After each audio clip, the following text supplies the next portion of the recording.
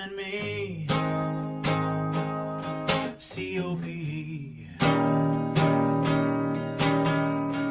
You, me, and Clairvoyant. Coffee and philosophy.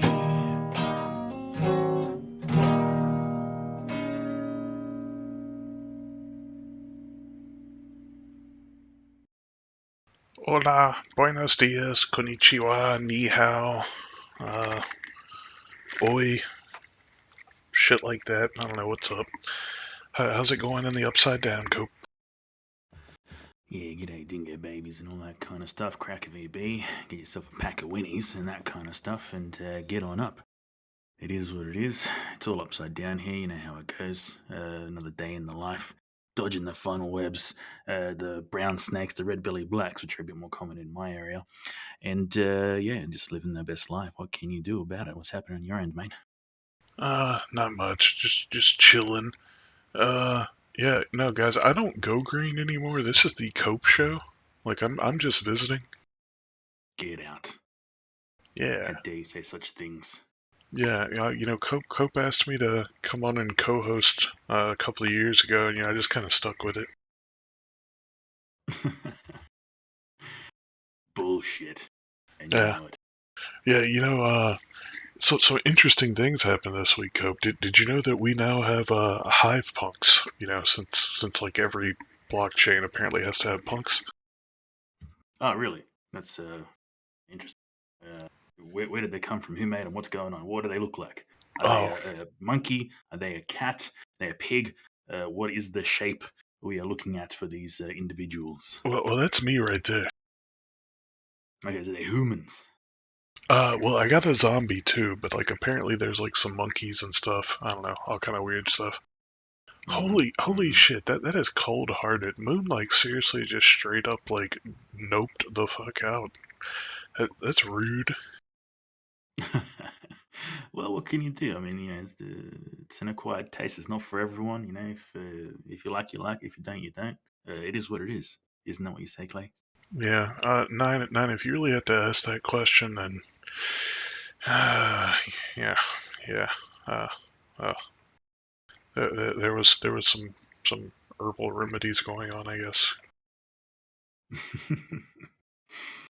All good, all good. But like Yeah, that look. that's like basically like what my hair looks like right now because I just shaved my head and got the beard all cleaned up. So I mean like it's pretty accurate. Mm-hmm, mm-hmm.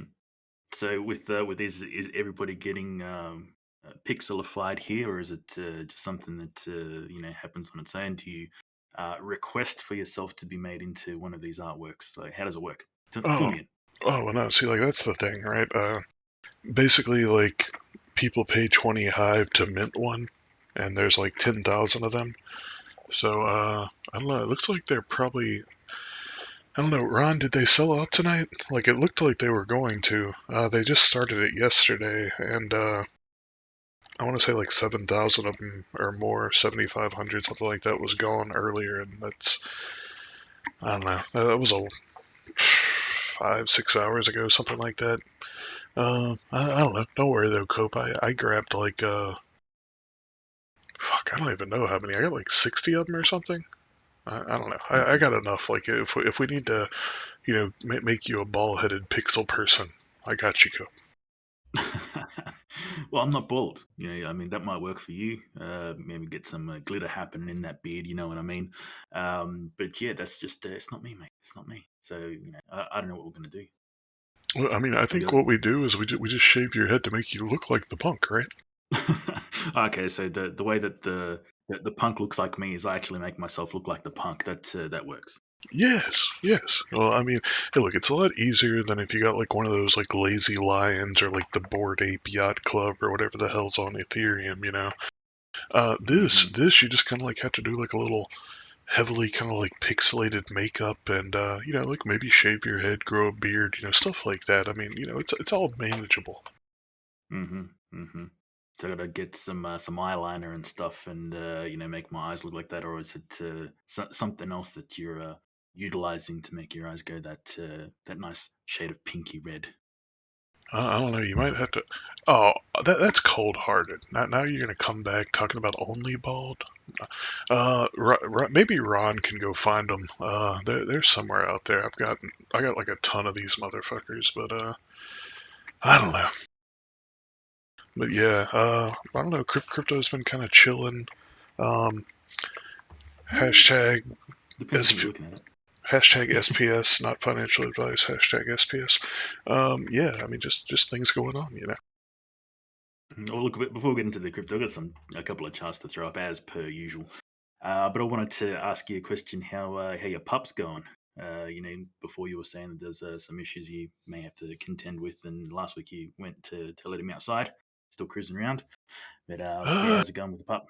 yeah, I mean, I don't know. He's like this is it's been kind of like dicey for like maybe like 6 months or so. I don't know. Like he's still like chilling, I guess. Wants to go outside all the time, wants to eat. Like I've been taking him on a lot of walks. I don't know, man. Like he's like I said, he's like so old at this point, and I don't know. He has like his good days and his bad days, but I guess if it gets to that point where it's just all bad days, then you know we'll have to do the thing. But I don't know. For Mm-hmm. now, he's seems to be somewhat decent. So Mm-hmm. Have you thought about getting a vet out to check on him and that kind of thing? That's what ended up happening with us with Checkers because she was sort of like deteriorating, and unfortunately it's kind of like when you like look at yourself in the mirror every day, you kind of like don't really see yourself getting older, even though you know that you're getting older and that kind of thing. And it was a similar thing with Checkers. Is like she started like not being around as much and just chilling out a little bit, and we just thought she's getting old. She's wants to laze about and live her best cat life and that kind of thing. Um, and yeah, when the vet came out, he was kind of like, "Guys, this is a pretty advanced level of this thing." And unfortunately, she's been like this for a while and that kind of thing. It's kind of like something that went under our radar, and we only sort of like really um, had to do something about it when it was like it got beyond the joke, and even sort of like our the housemates and that kind of thing. They're like, "Oh no, it's all right, she'll be all right," kind of thing. And I'm like, "Yeah, look, I don't know. She's just like it's getting to a point where it's a bit too much." So we got the vet out, and yeah, the vet was pretty much just like, "Yeah, look, it's pretty cruel to let her keep living," kind of thing. And I was like, "Well, I felt bad because she had to endure that until we made the decision to call the vet out and that kind of thing." And I was hoping at least when that happened, the vet came out and stuff, that it was going to be like, "Oh, she's just a little bit sick and she's constipated or something, and take this, do that, blah blah blah, and she'll be right," kind of thing. So it was a bit of a smack in the face, when they said, "Yeah, look, she's in a lot of pain and she just can't tell you about it. And she's pretending to be okay, essentially."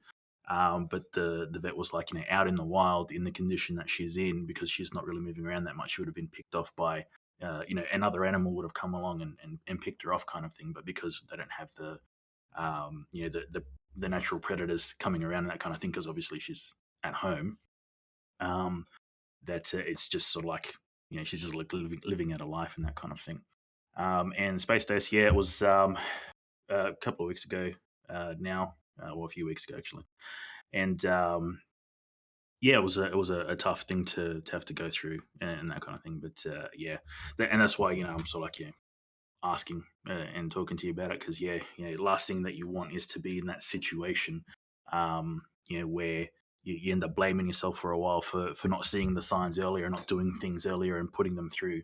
Well, not that they're going through hell, because obviously your pets love you and that kind of thing. They want to be around you, and they would essentially give their life for you.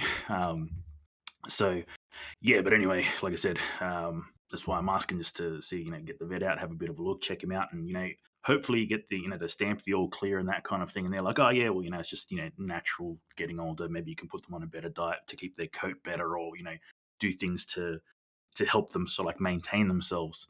Um, but yeah, if they say it's time, then it's time. yeah, maybe that's like something. I don't even know if they do that here.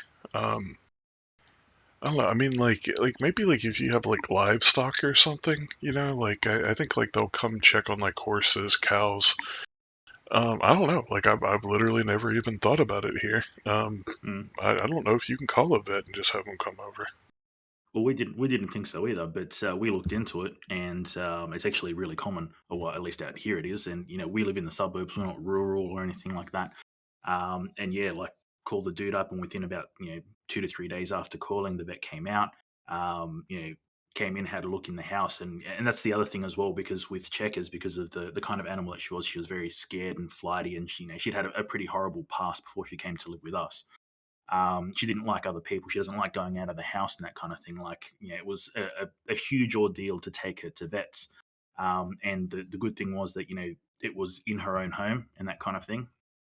And, because even the vet was saying, like, if we were to try and treat this, which, there's very, like, razor thin chances of her surviving. Um, the thing is that they'd have to take her from the house. They'd have to, do these operations and stuff, and then she'd have to stay at the vet, and just that by itself, regardless of how bad the condition was, Checkers would not want to go through that, right? And we wouldn't put her through that because we know how stressful it would be. So it was a good thing that the vet came out to the house, and she was on her favorite blanket. She was surrounded by the people that she loves. She was surrounded by the things that she loved. We made sure that we put on a nice, you know, you can go on YouTube and you look up like sounds of the forest, and the waters running and that kind of thing. We put on some nice background stuff, and she was it was a very nice scenario for her, and she got to go, surrounded by those that she loves in the most comfortable place that she ever found in the house, kind of thing. So it's good for that. So maybe have a look into it and just see if you can get, if that is something that happens over there, and if you can get the vet, to come out and have a look, because essentially, like for us, when all was said and done, it ended up costing us about $1,800 for the situation. As it panned out, having a vet come out, having her put down, and then having her taken away, cremated, and brought back. And we've got a little shrine built for her now and that kind of thing. But realistically, for those that have that genuine connection with their animals, there's no price that they wouldn't pay to make sure that their animal was safe and wasn't in pain and that kind of thing.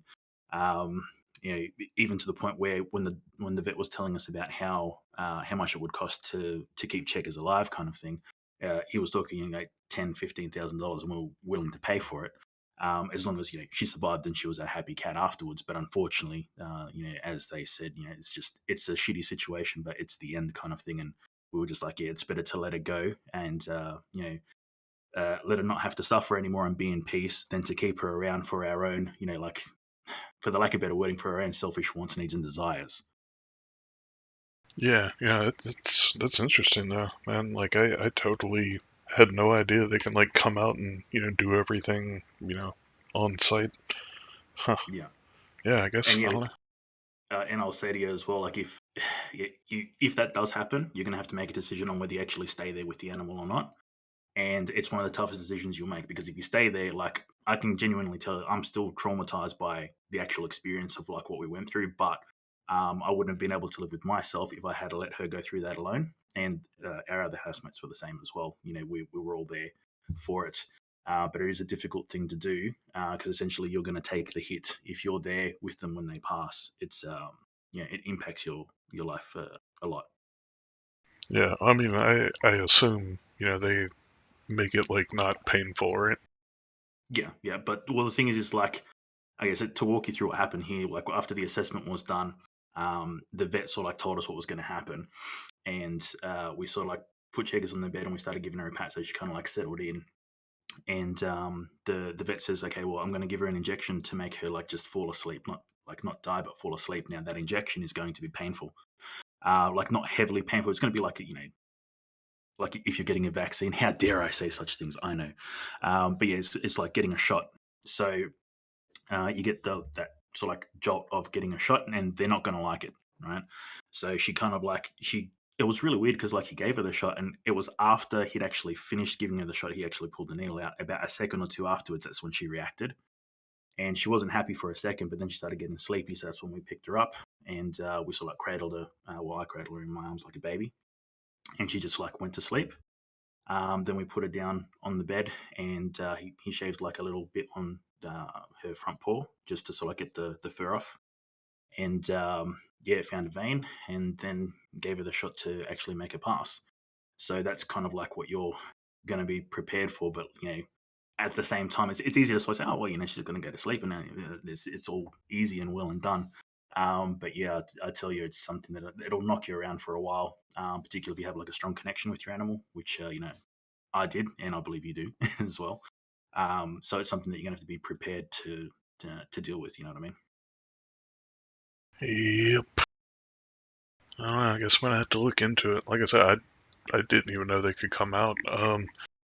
Yeah, that's the other thing I've been trying to like figure out, like like disrupting everything, like trying to haul them off. Like he used to ride around in the car with me, but he was a lot younger then. I don't think he's left this house in 5 years. Yeah, so like he's pretty much just been housebound here for like the last 5 years, but I would say probably like the last 2 or 3, like you can definitely tell he's starting to show his age, and lately it's I don't know. I think it's kind of like at that point where I'm pretty sure he's basically I don't want to say like blind, but I mean like he's definitely getting there. He's very roomy, and like I think he still has like light perception, so like he can tell like when I turn the lights on, when I turn off, and if I get like really close to him, I think he can still see me or smell me or whatever. But yeah, I mean like earlier today, for example, he keeps like wanting to go outside, and I think like he's having like bladder control issues, so I had to let him out like 3 times, like back to back. Like he would come in, and then like 5 minutes later he wanted to go back out, so I'm like, okay. And then like I would walk out there, and he's just kind of like chilling in the middle of the driveway, like just staring blankly into space, and he doesn't like hear me. So like I have to keep getting closer and keep calling him. But yeah, so I'm pretty sure he's like mostly deaf and blind at this point, and yeah, I guess I probably need to make that call. Hmm. Well, yeah, looking at the deaf and blind thing, I've had other animals in the past, and they're fine. They get like the foggy eyes, like when you look at them, you can see the eyes. They look like there's clouds in the eyes and that kind of thing. Can't see properly. Yeah, it's Hearing like starts going a like bit. roomy. I Yeah. don't know what else you call it. Like it's like roomy, whatever. Hmm. But yeah, the thing is like they can live with that. That's no big deal. But yeah, the urination issue was actually something that we had with Checkers because she was trying to go to the bathroom like a lot, and there was like nothing happening, or she'd just pee a little, or if she pooped, it'd be like essentially she was pooping liquid, and that was sort of like the concern. Well, the major concern for me was actually one time she was left outside. Well, she wasn't left outside. She went outside for a little bit, and one of my housemates started hearing like hissing and stuff. And usually Checkers is pretty sort of like, she'll run away from danger and that kind of thing, or she'll fight if she needs to, but it's always sort of like a last option kind of thing. But yeah, she walked outside, and there was another cat that was in the yard, and it was kind of like full puffed up and hissing, and Checkers was just sitting there like, I don't give a fuck, like, so what kind of thing. And that's where it sort of like triggered it for me, is like, holy shit, like she doesn't even care enough to run away kind of thing. And that's where we started looking at getting a vet to come around, and within sort of like a week we'd organized it from there. But yeah, it's more about making sure that they're functioning properly and they're not suffering. I think is the main thing. Um, and like I said, even just the peace of mind of just, even if it costs you a couple $100, to sort of like get the vet out, have a look, quick check, have a look at the teeth, check under the tail, the usual kind of stuff. Well, that And that that part would be pretty easy, Cope. I don't think he has any teeth left. well, the thing, they'll have a look. They'll check the gums because, to be honest, that's how they actually found out that Checkers had the renal failure, is because they looked in the mouth and her gums were completely white, which is a low red blood cell count, and it's just not producing anymore and that kind of thing. And that's essentially what the reason why they said she really needs to sort of like be put down, is because she's suffering. And like I said, like these things that they check, it's not so much to be like, oh, it's a dentist thing to make sure the teeth are actually there, but more to check the health of the animal. There's also like spots inside the mouth, and that can mean different things. And there's a whole bunch of stuff going on. And there's a test you can do where you actually grab the skin and kind of like lift it up a little bit, like the fur and the skin. If it stays propped up, that could be an issue. There's all these like little bits and pieces that they do, but at the end of the day, when they come through, it costs you a couple $100, but at the end of the day, you get that stamp of approval, and they go, "Yeah, look, it's just it's a little bit blind, can't hear things, blah blah blah blah." But they're healthy, they're happy, they're just getting old, no problems, off you go. But yeah, if the message comes back that look, there's something going on here, and it's better if we do X. Maybe we need to do a surgery. Maybe we need to change the diet and that kind of thing. It's better to know and be able to do something about it than to let them suffer through it. And like I said, what we've got to remember is, the animals, as much as we love them and they love us, they can't tell us what's wrong.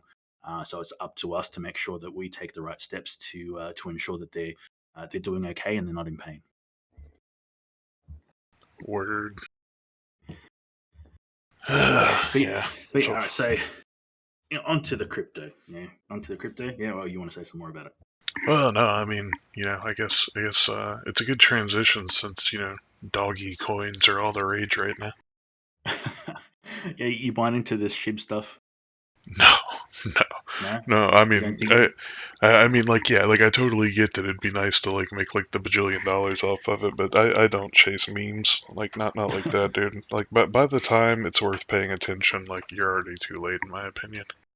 Mm-hmm. Well, the thing is, like with highs, that they can go higher, but you need to be, aware of what it is that's going on and what they're doing. And they're definitely doing a lot more than what Doge is doing. Because I don't know how far you've looked into the ship stuff. I looked at it just to know what it is. Like I keep saying on the show a lot of the times, is when we're looking at these things, it's not because we have a specific interest in, murderers and serial killers and that kind of thing, but to try and understand how it works, so we know how to interact with this thing should we ever come across it. And I looked into sort of like what they're doing. They've got like the leash and the bone, and they're doing like all these additional things. And I'm like, yeah, okay, I can see what you're doing here. And good luck to you. But yeah, I'm not too sure. I'm going to be putting any money in that general vicinity unless I see something on the charts that's like says to me, like, yeah, there's going to be something going on here. But congrats to anybody that got in and rode those waves up there. I've heard a couple of people have done all right with it. But yeah, the dog token seemed to be the flavor of the I don't know the crypto cycle this time round, and we'll see how it goes. But yeah, I'm sticking to my majors, and generally when I'm doing big investments, like I might take a punt, yeah, $100 here, something like that, just to have a bit of a go. Like I'll throw something at it just for a bit of a gamble. But most of my stuff is put into solid investments and just riding them up and down and trying to make the best that I can out of the movements that they have, and that's it. But yeah, how do you see these doggy dog coins? Yeah, man. I feel like we're seeing 2017 again, but instead of ICOs, it's meme coins. Like 2017, it was all about ICOs and airdrops to avoid regulatory issues. This time, we're just seeing like it's funny. It's like the new generation that's coming in, like all the Zoomers, like they just like give zero fucks. It's like we're just gonna make meme coins and we're gonna pump and dump, and some people will win, some people will lose, but yeah, dude. I mean, like, it's insane just like how much money some of these people are making just making a random meme coin and then rugging people. And to me, it's like even more insane that people still keep throwing money in and chasing this shit, right? But it is what it is, dude. Like, I try to focus on like obviously the fundamentals, but there's one of the last punts I took that Koinos thing. Like they don't even have a mainnet yet. they're still like allegedly building it, and even worse, it's the old stink team. So yeah, like I mean it was a straight up gamble, but like I think I got in around like 6 7 cents, something like that. So yeah, I've taken a few punts like that. Hell, like I think Cardano. Shit, dude, I remember I used to get Cardano for like 5 cents, but I think the last time I went in on Cardano, I think it was like 30 cents or so. I don't know. Mm-hmm. I don't even keep up anymore. But yeah, like, dude, in a bull market, it's like so hard not to make money. Like, you literally had to have like zero patience and just be like chasing fucking rips to lose money in a bull run. But yeah, it's like buy shit, hold it for a few months, and like if you're not green, then you probably picked a loser. I don't know what else to say. Yeah, and it depends on the degree of technical analysis that you're doing, fundamentals that you're doing, and that kind of thing. Because you really should look into what it is that you're investing in. I mean, there's plenty of people that are out there, and they'll tell you like, "Oh, go invest in this thing, and it's fucking awesome." Why is it awesome? It's because it's going up. It's 10xing. It's going to the moon. It's like, yeah, okay, but what does it actually do? Oh, I don't know what it does, but it's going to make a lot of money. Well, okay, we need to do some research. Don't just throw your money at anything, right? Read some white papers if that's the angle that you're coming on, fundamentals and that kind of thing. If you want to do TA, look at the charts. Have a look at what it says to you. Does it look like it's going to go higher? Does it look like it's going to reverse? Have a look at things, and then just throw money at crap. But yes, I'll chuck up my Yeah. chart for You hear that, guys? Best financial advice of your life. Come at all the angles like Cope. well, you got to look at all the angles, but it's you have to find out a method of interaction, right? And that's the thing that a lot of people don't understand is when they see people, whether it's YouTube or the mates that you're talking to or that kind of thing. You don't know where they're coming from. You don't know what their trade strategy is. Like, how are they actually playing this thing? Because they may tell you when to get in, but they're probably not going to be there to tell you when you need to get out, right? They've got the signals, they're looking at things, and they've got their levels set and all that kind of thing. And if you're not on the same page, if you're just throwing money at it, well, then chances are it's going to turn around, it's going to dump, and it's going to take you out. So you have to develop your own method of trading, your own strategy, and stick to it. Become a computer, for the lack of better wording. Right? You understand how these things work. You apply sort of like the logic that you think that you know at least. And if it turns out great, and if it doesn't, well, too bad. But you only got yourself to blame.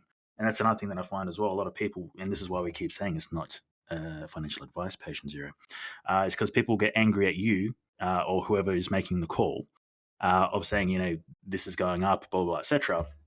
But they don't actually take the time to do the research themselves, but they can actually palm that blame off to others because, I listened to this guy and he fucked me over and, it dumped to, X amount of blah, blah, blah, blah, and I lost this amount of money. Okay, well, maybe you shouldn't just be listening to other people. Make your own decisions, right? Think critically and that kind of thing. But speaking of my particular plan, I'll chuck this chart up of Hive, my perspective on it. And it's also kind of like the way that I trade. I've put a few call outs here so you can have a bit of a look. And to be honest, I don't even know if people look at these things. Like, I'm doing it because I think it might help people. But here's the chart and my methodology of what I've been doing with Hive and what I've been saying to you guys to do. Well, I haven't been telling you what to do, but like having a look at it and going, okay, well, this is what I'm doing. If you want to follow, feel free, but it is what it is. For every one of these wiki boom boom downs, obviously, except for the last one, or the one before last, because that was the actual day that Checkers passed. So that would have been, look, October 6th, Space Days, because you were asking what day it was. Yeah, so obviously I was out of that one because you don't trade when you're emotional. It's just one of them rules, right? And yeah, so anyway, on the last one, it took a pump. It hit the overall trend, well, my line for the overall trend, which said to me that it was going to reverse, and so I made my moves from there. And you can see, like here, I've got like the numbers laid out there: 1, 2, 3, 4, 5. That sort of like says my method of thinking, my methodology when it comes to these kinds of things. Again, follow at your own risk, not financial advice, and that kind of thing. Um, but yeah, so doing the research, figuring out how the coin moves, what it does, and then applying that logic to it. And sometimes it's not going to do what you think it's going to do, and you have to accept that. But as long as you're sort of like making gains, you've got your risk and reward set up properly. So if it does turn around, you know when to get out and that kind of thing. And to be honest, with Hive, I'm not looking at getting out. It's more like I just want to make more of it. So I'm just looking for these peaks and these drops. I don't run a stop loss. But if you're worrying about monies and that kind of thing, and you don't want to leave your money in here, well, then you should be running a stop loss. And if you don't know how to do that, you need to look it up and figure out how to do it. But yeah, I think that within the next month or so, we might see another pick up like that. And again, it'll be reactionary. Things are liable to change, and we have to be adaptable because that's what we are. As human beings, we are adaptable. It's what keeps us at the top of the food chain and that kind of thing. So be adaptable. You know what I mean? Be like water, as we were saying recently. There, fuck the system. Be like water. Be adaptable. If you see something, do something. Make the changes that you need to, and don't get caught with your pants down. That's simple, right? Yeah, I don't think I've like done a short-term trade. Shit, like it might be like 2 years. Like everything that I've gone into for like the last 2 years, it's usually stuff that like I'm pretty, like aware of what's going on and like willing to hodl for a while. But yeah, like it's pretty awesome. Like whenever you're buying in at like the tail end of a bear market and you don't have like outstanding obligations to start dumping, to like pay bills and shit. Yeah, I've just been accumulating.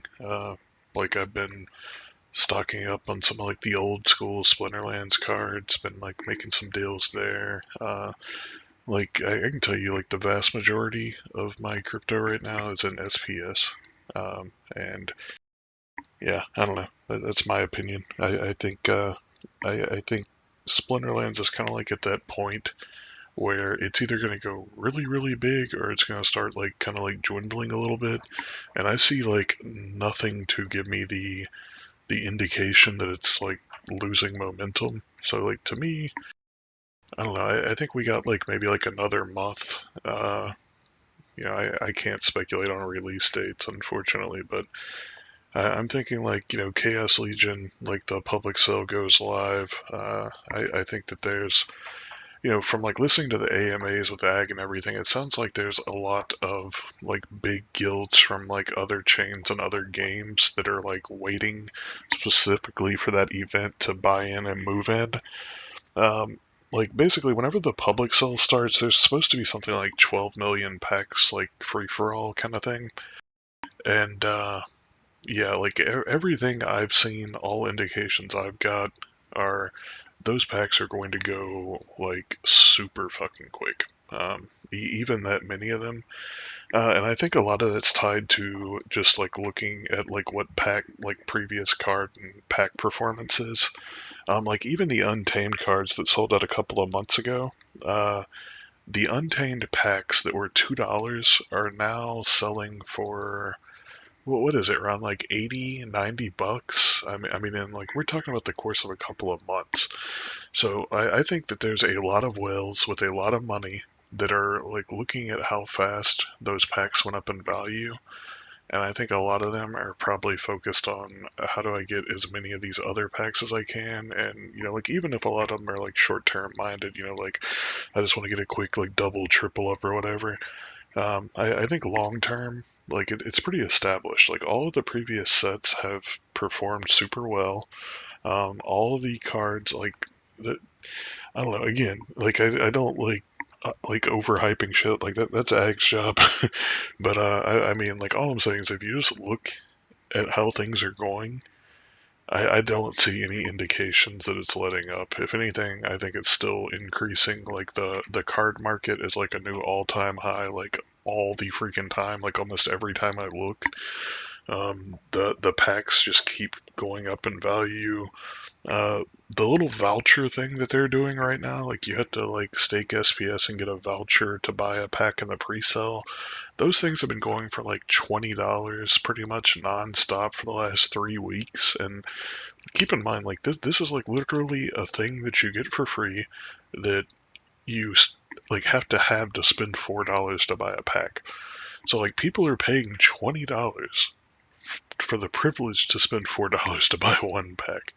So I don't know, Cope. Like I said, I'm not the hype guy. That's Ag, but if that gives you any kind of indication why, like I get that there's a lot of shit going on in crypto right now, but like I don't know, I feel like all indications are that this thing's about to go like bad shit to me. So that's why I'm getting as in as I can. And yeah, Hmm. full disclaimer, like I work for Splinterlands and I'm still saying all this, but again, like I said, don't take this as financial advice. I'm just telling you what I'm doing. Exactly. Nothing that we say here is financial advice. It's just us talking about the things that we think are opinions. And even when we're discussing what it is that we're actually doing, like I said, this layout that I just threw out there for my means of trading Hive, that's just my format. This is the format that I utilize with tokens that I'm hanging on to and I'm keeping. that I don't plan on sort of like getting in, making a quick buck, and getting the fuck out kind of thing, getting out of Dodge, as they like to say. Um, and it's just like I said, it's a means by which to sort of like get people to look at things differently. Maybe if you're a bit scared to get into the market and that kind of thing, oh, do I sell something? Do I not sell something? Have a think about how you do things. Where do you feel comfortable? What do you feel comfortable doing? Because I may be able to put in, like, let's just say $1,000 trade, and I'm really scared about doing $1,000 trade. But there's people out there just like, yeah, I'll put 100K on that, no problems. And I'm just, holy shit, how can you do that? See, there's a difference between the way that we think, right? So we have to take all of these things into consideration. This is why you have to make sure that you tailor your means of trading, like your trading style, to what you're comfortable with. Because if you're not comfortable, you're going to do some stupid shit and you're going to lose a lot of money. You might make some money too, like who knows? But you want to make sure that you've got some kind of plan in place. So Um, Cope, it's funny. Like it's funny because like I've totally always been like one of those guys that's like, I'll just like go like little bits in at a time or whatever. Like even when I was like getting started with BTC, like back when it was like $300, it's like throw like 50, $100 in. Um, yeah, this is like I'm telling you, like this is the first time I've like just disregarded that. And like here was my mentality, right? Like, dude, there are so many like of these like little random, like long shots that I'll take. Like I'll just, like here's 100 or 200 bucks, and like it's nice, right? Like some of them turn into like a thought, like that Koinos one, like that one worked out pretty well. It's probably worth like a couple grand, and I probably threw a couple hundred in. Um, One of the things that I always, and like I think this shaped my mentality, right? Like there are so many times I was like, God, like I wish I would just put more in, right? It's like, whenever I get that feeling that like something's good, it's worth like, putting something into it. Um, it's like I'll do that, but like I feel like I'm way too conservative.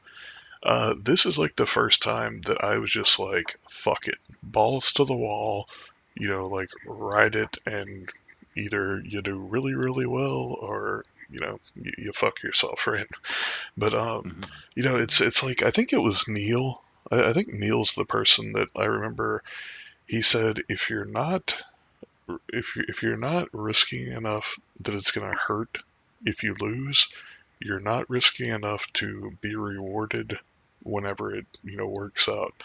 And like it kind of like really stuck with me, and I started trying to think like when do I ever like see something that like I get that mindset on, right?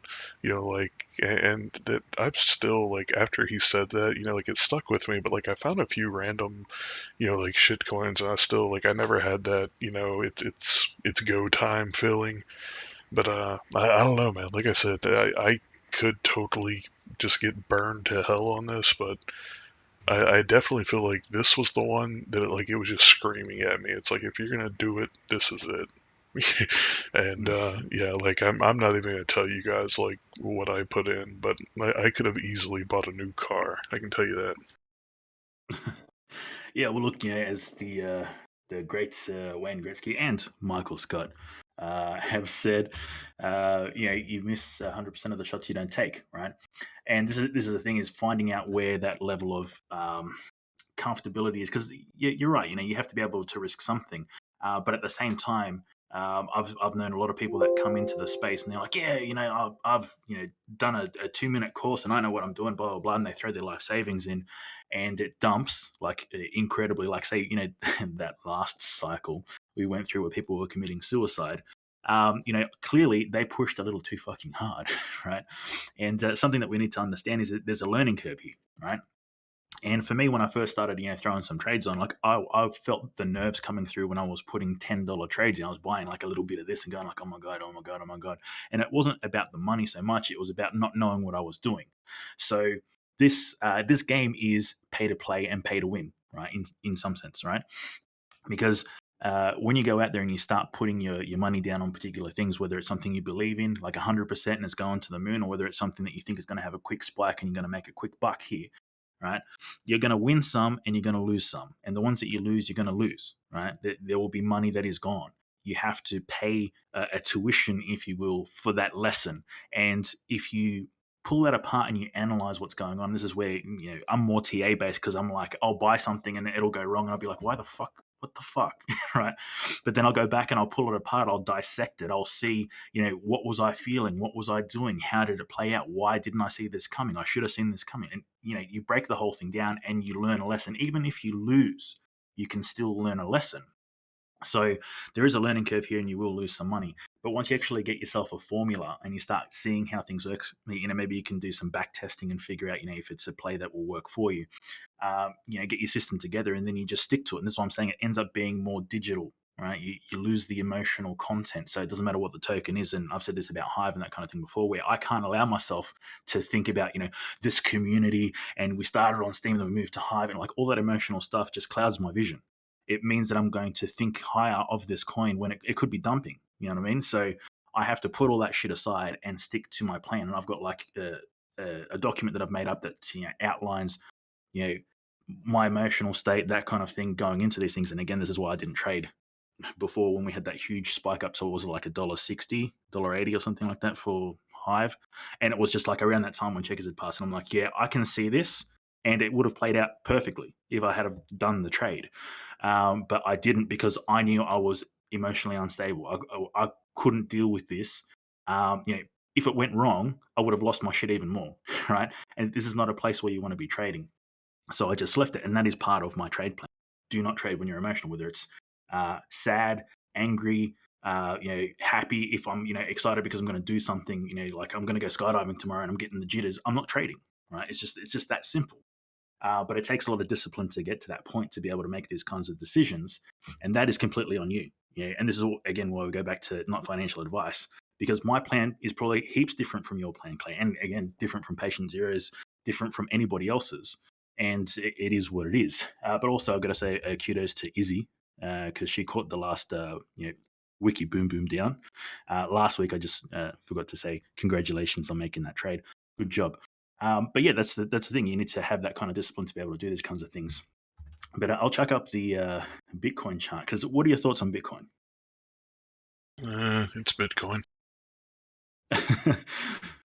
Yeah, but what do you think?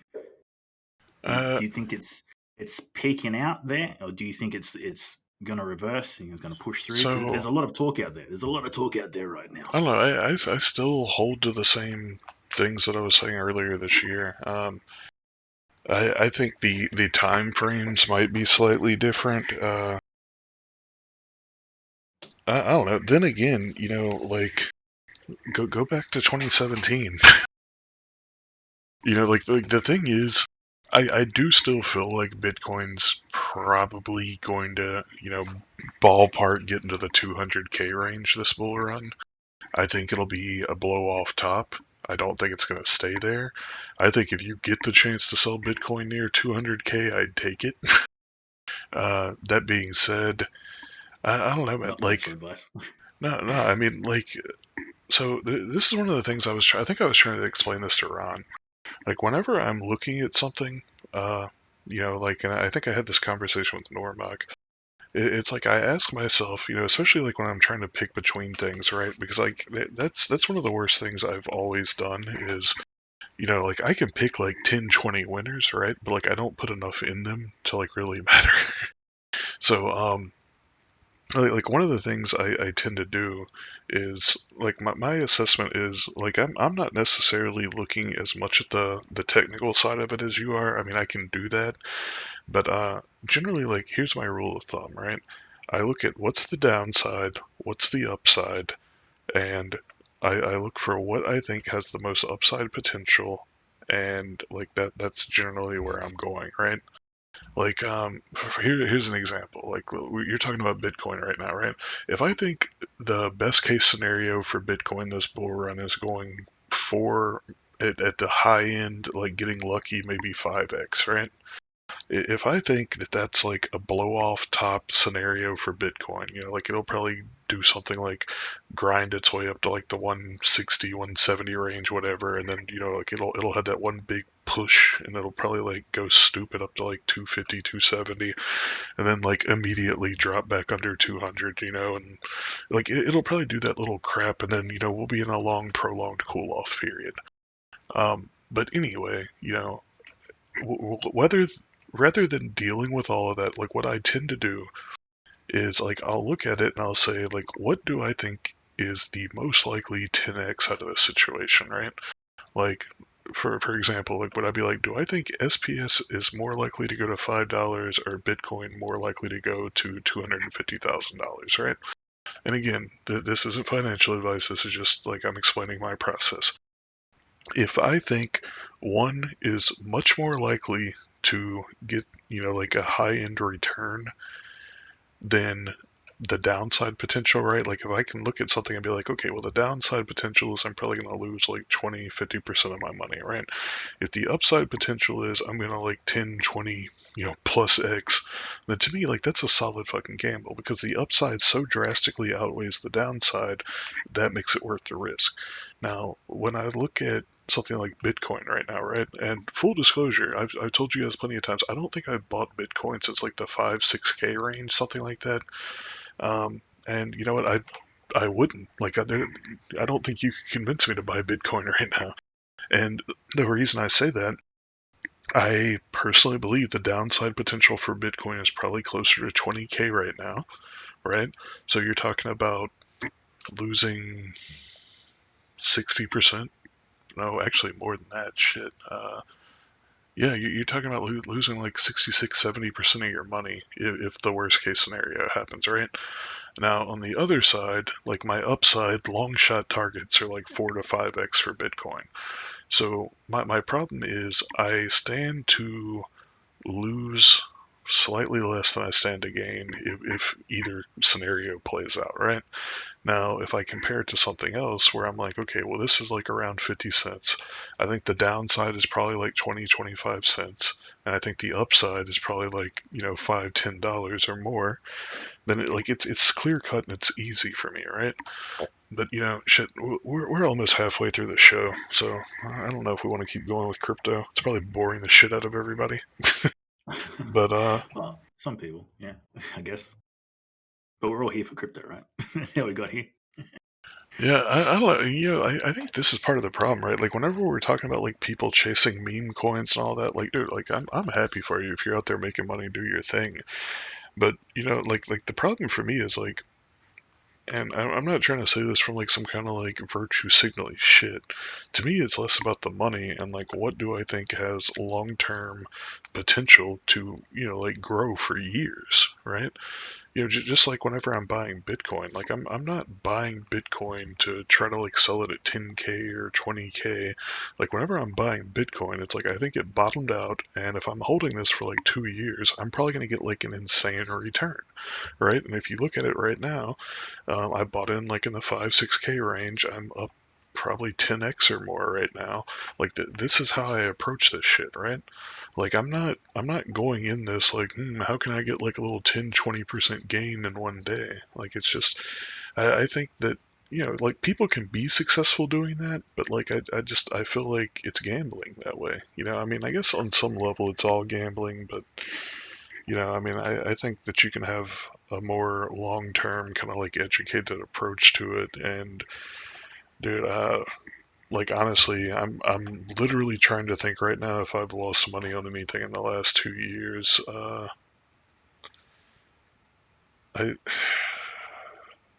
I don't know. I'll keep thinking. I don't think but again, like I'm going into this stuff with the mindset of like I can hold and weather dips, right? So like even if I buy into something like Arweave, okay, Arweave's a good example. Uh, Gabe told me about Arweave. It was like at $30 and it had just had like some huge breakout to like 45, $50. It came back down to like 30. I was like, it could bounce here, right? So like I went ahead and went in, and then we had that big dip in the market. It went all the way down to like $10. And yeah, like if I would have sold right there, like that's 60% of my money gone, right? But I wasn't in a position to where I had to dump out of shit, so I just held it, and now it's like up to like $70 plus, right? So like I'm good again. So I think a lot of this is really like your mindset, knowing what you're doing, and also, not having fucking lettuce hands, you know what I'm saying? Yeah, for sure. And look, just to comment on something you were saying there, where saying it's not enough, your winnings aren't enough to make it worthwhile, kind of thing. And to that, I'd say it's like, yes, I can get that if you're on that short term mentality, but at the same time, if you had have made 10% on one Bitcoin when it was down at $200, that 0.1% would be worth quite a lot more now. And I think that that's kind of like again, it's a mentality thing. Like if you're in for a quick buck, you've got one mindset. If you're looking for a long term investment, you've got a different kind of mindset. And I think that also plays out on the tokens that you buy as well, because BTC may not necessarily have that much movement in it, but it's solid. So things like Bitcoin, Ethereum, Litecoin have been around for a while. They're solid tokens. You know that they do okay and they're safer, I guess, for like a better wording. And because they're safer, that means the returns are going to be less. If you go with something new or something that's a shitcoin, a meme coin, and that kind of thing, the risk is much higher, but so is the reward. And that's the trade off, right? That's the trade off that people have to make. Are you going to take that higher risk and put your dollary dues into, this token that just came out and it may, a million X, it may not. This is what we all need to decide on our own. And another thing that comes into it as well as the time frame, because time frame matters. I can read charts rather well on the data weekly. Like weekly is sort of like the more zoomed out I get, the better I see, kind of thing. I'm not so good with the tight stuff, but I am working on doing like 1 minute and 5 minute candles, not actually trading on them, but just like predicting them, I guess is what I'm working on at the moment. Um, just so I can get better at it. Because yeah, look, the thing is for those that are like, I'm an investor slash trader, so there's like X amount that I've got that I'm just not touching. It's done, finished, right? It's the packed away. No one can get to it. Job done, kind of thing. But I've also got like X amount that I'm willing to take some risks with, and invest here, invest there, and see what happens. So I'm kind of like a bit of a mixed bag in that sense. And again, as I was saying, this is why people need to customize their own trading strategies and that kind of thing, because you will figure out what works for you, what you can achieve with, and if you're willing to take that risk and chuck in X amount of your money into a coin that you don't really know much about, but it may have the potential, like SHIB when it first came out, right? Like, yeah, it's a shit coin, but you got to agree that if you had to put in $1,000 when it first came out, right, like when it was at its lows, you'd be fucking cheering right now. And that's the thing, you have to make that decision on your own, and no one can help you. No one's going to hold your hand, right? At the end of the day, you press the buttons, right? You press the go button, and you bought it or you didn't buy it. It's completely up to you. But yeah, it all comes down to that risk that we're willing to take, right? Yeah. So, Cope, have you been paying attention to well, probably not, but are you at least aware of what's going on with Kyle Rittenhouse in the U.S.? Yeah, I saw a little bit of that stuff going on, and what I find really interesting is the trial stuff, because I don't really care about listening to the news reports and that kind of thing. I want to see what's happening in that room. How are they doing shit? And when I do look at it, I just see, God damn, humanity is fucked. We are the scum of the fucking earth, right? And we are just trying to fucking dance around and do shit. But yeah, it's pretty horrendous when you actually watch the legal system that air quotes protects us all. When it's out there working, how terribly it fucking works. Yeah, this is shit. This is probably the first time I've watched anything to do with a trial since maybe like OJ, to put this in perspective. But yeah, like I've literally been watching every day. Um, and here's why. Like, I think we actually talked about this when it happened, right? Like back when all the riots were going on and like the actual shootings and everything came out. And I think we actually talked about this on one of the shows back then. But I can tell you, like generally I don't get this interested in the news, but this particular thing, it's definitely got my attention, and I'll tell you why. First of all, I think it's pretty cut and dry what they're trying to do. They're trying to demonize, AR-15 some more. They're trying to disarm the U.S. population, like as usual. But I think this goes a step beyond that, right? Now look, like I'm not trying to say there's no technical problems on the situation. Like, yeah, you had a 17-year-old kid with an illegal firearm, basically. But here's the thing, right? Like, I'm not gonna say he wasn't breaking any laws or doing anything technically wrong from a legal position, right? But whenever you have clear-cut evidence, right, and I'm talking like plenty of it, you've got so many videos of this guy, like literally, take everything else out of the equation. You see somebody trying to leave a situation where they feel like they're threatened, right? Like to me, like this is why it's so cut and dry self-defense. Whenever you try to leave the situation and the aggressors pursue you, you have to be willing to defend yourself, right? Because like at that point, right? Like if somebody has threatened your life, they're chasing you down, you have to assume that they mean to do serious bodily harm and or kill you, right? I mean, like if somebody tells you if I catch you alone, I'm going to kill you, and then you see them later, you're alone, and they start chasing you down, you point a gun at them, they don't stop. You turn and you keep running, and then they're basically right on you, so you turn around and you take a couple of shots to defend yourself, right? I mean, like, this is obvious. So he immediately, does like the phone thing. He calls whoever to be like, what do I do? Probably because he's a 17-year-old kid that's never shot anybody before. And, I guess like whatever the phone call happened, basically the decision was he was going to like start going to turn himself into the cops. That's what he says. Obviously, none of us were there. We're not inside of his mind.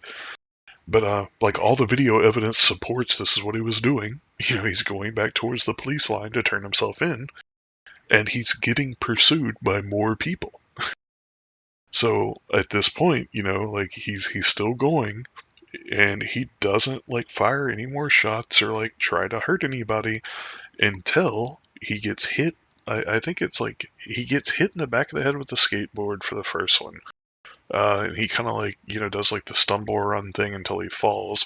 As soon as he hits the ground, somebody like runs up and like boots straight to his face. Dude, like honestly, like I was telling Ron about this the other night. Like the fact that this guy pulled this shit off is like mind blowing to me, right? I don't know how many of you guys have firearm training, but in the heat of the moment like that with fucking adrenaline going nuts, you've got I want to say that last encounter, like the first one wasn't like super impressive, okay? Like he turned around, got off 4 shots on some guy that was about to smoke him in the back of the head. Okay, like that's reactionary, right? Like that makes sense. But whenever you start talking about you just got hit in the back of the head with a skateboard, you're going down, you've got a guy like stomping you in the fucking face, and you're still getting shots off to defend yourself without. I mean, it's not like he's blind spraying, right? Like he wasn't like shooting at the crowd. He literally like shot nobody that did not point blank attack him, right? And even if you watch the videos, right, like the very last one, the guy like came up on him, he aimed his rifle at him, the guy like acted like he was putting his hands up, so he went to lower his gun. Then the guy immediately jumps at him with a pistol pointed at his head. He still gets his gun up and like blasts the dude's fucking arm half off. You get what I'm saying? Like all of this, there's so much video evidence that's like clear cut. This guy was being threatened, right? And the funny thing is the last guy, right? Like the one that they had testify, the one that he shot in the arm. The dude, Yeah, the dude had an illegal fucking pistol. He did not have a yeah, carry permit, and he lost his permit due to multiple fucking felonies. So you know what I'm saying? Again, I'm not trying to say that he should have been out there after the curfew with a illegal weapon, but none of what he did with that weapon was illegal. And technically, according to the law in that state, like it's not even technically illegal for him to have that gun. like if he would have had a pistol, that would have definitely been an illegal weapon. But there's like actually some gray area there, whether or not he was allowed to be carrying that rifle. And I think that's interesting. But again, like this isn't like some Columbine or some shit like that. Like this dude didn't like walk into a crowd and just start dumping shots. He was very clearly under threat for his life from all the video evidence. He was very controlled, very precise. He did not harm random bystanders. And you still had the state, like, basically trying to completely character assassinate this guy. I mean, look, like, we were all shitheads at 17. I'm not trying to pretend like this guy's like the patron saint of the Second Amendment or some shit. But what he did was extremely impressive. Like I'll give you like I got to give him that. The fact that he was able to defend himself after being hit, in the head multiple times. Like dude, he you know what I'm saying? Like, dude, somebody fucking curb stomps you. Like you probably have a concussion if you're not dead, right? It's just so wild. But if you watch the trials, you watch the shit that they're doing. Even the fucking DA that's like trying to prosecute him is like, I really think he's trying to get the fucking case thrown out. I think he wants to get it dismissed so that he can retry them. And like again, if you're following the case, I think the main reason he wants to do that is their quote unquote victim that he shot, went up there and essentially validated his story. Like dude, if the victim, right, like the person that's supposed to be pointing you out and saying that you're this aggressor and did all the bad shit, he confirms you got hit in the back of the head. Whenever you went down, you were getting stomped with a fucking boot. And, he was like, he could have had a serious head injury. He's like making like all these valid arguments that the guy was clearly in a life or death situation. And then you find out the guy's got fucking plenty of prior felonies. He had an illegal fucking pistol that he's pointing at the kid. And then like the ult like I think the fucking nail in the coffin, right, is the guy that is his quote unquote victim that's like up there testifying said we had our guns pointed at each other. The So photo too. yeah. The photo as well. So yeah, is that what you're feeling, Cope? Are you feeling like this is pretty clear cut self defense, or? Yeah, well, look, I said it before when I was on Ron's show when we were discussing it when it actually happened, and I'm like, well, yeah, you can see he's being chased. You can see, like, and like, regardless of what happened, beforehand, right? That was an attempt to neutralize the situation. Like if you sort of like get in someone's face or you're in each other's faces and it's all like, oh yeah, you fucking idiot, I'm gonna punch you, and it's all like that, and then one of them turns around and says, oh fuck you, you're not worth it, and walks away. Right, that's a neutralization. It may have been to a point of conflict where no fisticuffs were thrown or bullets were fired in this particular situation, um, but there's a clear sort of like you can see that there's a point where the escalation stops and it starts pulling back, right? That should be it, right? You don't have to fight. But these guys just kept going and going and going, just like you were saying. Well, of course, it's going to get to a point like, yeah, I see this kind of thing on bullies all the time. You see, like, there's this dude pushing this kid, and he's a big, heavy kid. And you can see that, he's not popular, that kind of whatever. Yeah, and the popular kid's pushing him around, pushing him, and pushing him. And then the kid just fucking snaps, the air quotes unpopular kid fucking snaps, turns around, grabs the guy by the throat, picks him up and smashes him on the fucking ground. And then, the unpopular kid gets in trouble for beating up this dude. Well, this dude was like, chasing you down. He was punching you. He was, trying to get you to react. And when you do react, now you're trying to make him out to be the bad guy. That's kind of what's happening here. But at the same time, I don't think either really is in the right, like totally. Like, yes, we can turn around and say it was self defense and that kind of thing. But if we look at what was going on here, and again, this is why I'm not a fan of like, the mob mentality, the protests, and all that kind of shit, because it always goes this way. It always goes. There's always some fuckwits there, and it doesn't matter what you're standing for, whether it's BLM, whether it's your COVID rights or whatever it is. You may head out with the intention of making real change and stopping the tyranny of like whatever, right? But there's always going to be fuckwits in the crowd. They're always going to start shit. There's always going to be somebody that's armed with some type of weapon, even though it's an air quotes peaceful protest. It always goes down this path, right? Where there's going to be some kind of like issue going on, whether it's with the police, maybe you're blocking a street and someone can't get home and they're like, oh, fuck you, get out of my way. And then you beat the shit out of their car. That's not right either, right? The fact is that this mob mentality is fucking ridiculous. Now, on the backside of that as well, the kid wasn't really in a good place either, right? Because, there's a difference between like defending yourself and defending property and trying to be a hero and getting out there. And I do think that that's what it was about. It was, a bit of, like you said, we're all kids, we're all headstrong at one point. There's a bit of that macho-ness that comes into it. So neither was right. And the way that I see it is like these groups of people, and even the individuals in this particular case, if you're going out looking for trouble, you're going to find it, right? And these people found each other, right? So to take it to a more of a normal scene, like when I used to go out on the town back in the day, I don't look for trouble. I'm not trying to start fights and that kind of thing, but there are people that are like that, right? And this used to happen a lot when I used to go into the Cross. And for those that don't know much about Australia, Cross is sort of like one of the main hubs of nightlife, or it used to be at least anyway. A while back, and you go out there, have a good time. There's strip clubs, there's places to drink, there's all the shit's going on, right? There's anything that you can think of, you can have it there. It doesn't always have to be legal, but it is what it is. Anyway, it's got its own reputation, is what I'm saying. But I never went there to look for fights and that kind of thing. It was just to hang out with mates. They wanted to go do this, do that, no problems. Whenever I did go in there was always somebody that was like looking for a fight because I'm a big guy, right? So I eventually ended up just going like, even though it's my air quotes freedom to be able to go into the Cross, when I go into the Cross, people always look for fights. So you know what I'm going to do? I'm not going to go into the fucking Cross, right? But just imagine that these two people that are out there looking for fights, these kinds of people, the mentality of people that go out there looking for fights, when they find each other, right? They may not even know each other, right? But they've just got that attitude that like, yeah, I'm fucking pissed off and I'm looking for something to fucking hit, right? When two people like that find each other, there's going to be conflict. And I think that this is a reflection of that same kind of thing. It's also the same kind of thing that we see with the BLM stuff. That got out of fucking hand, right? Real fucking quick.